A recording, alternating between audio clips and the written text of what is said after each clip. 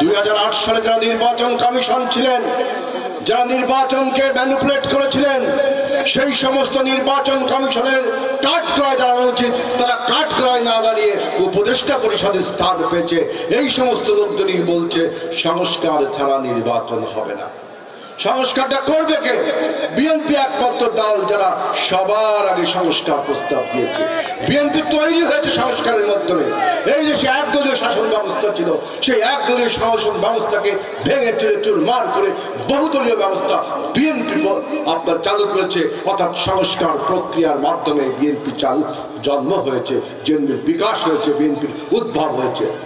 2016 সালে আমাদের নেত্রী বেগম খালেদা জিয়া প্রথম বাংলাদেশের সংস্কার প্রস্তাব দিয়েছিল ভিশন 2030 নামে।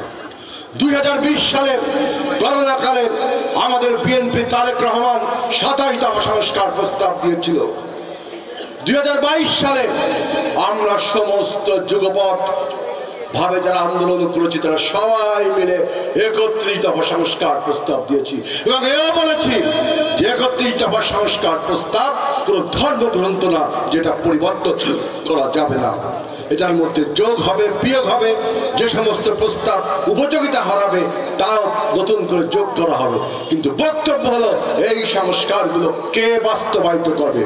অবশ্যই নির্বাচিত সরকার, নির্বাচিত প্রতিনিধিরা এই সমস্ত সংস্কার সাংবিধানিক উপায়ে আপনার বাস্তবায়ন করে।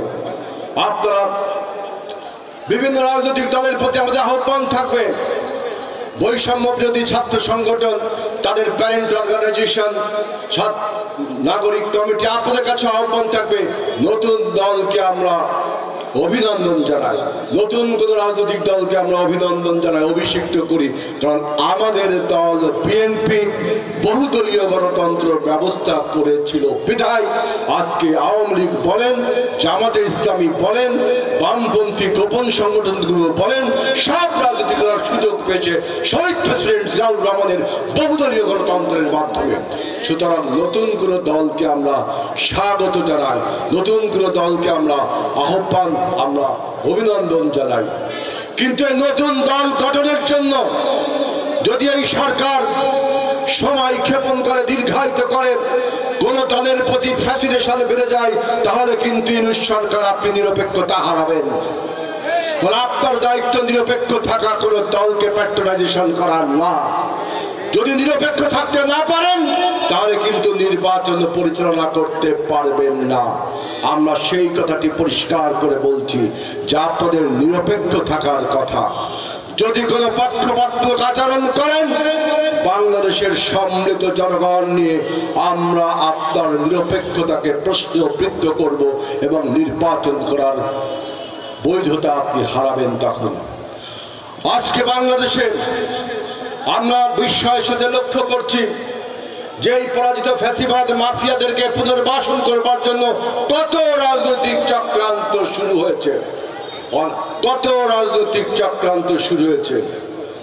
অনেকে বলেন, আমি চক্রান্তের কথা আরেকটু পরে বলছি, অনেকে বলেন যে প্রতিবেশী রাষ্ট্র ভারত বাংলাদেশে বিভিন্নভাবে ষড়যন্ত্র করে, বিএনপি নাকি এগুলো বোঝে না। বিএনপি একমাত্র দল ভারত বিরোধী মনোভাব সবার আগে প্রকাশ করেছে।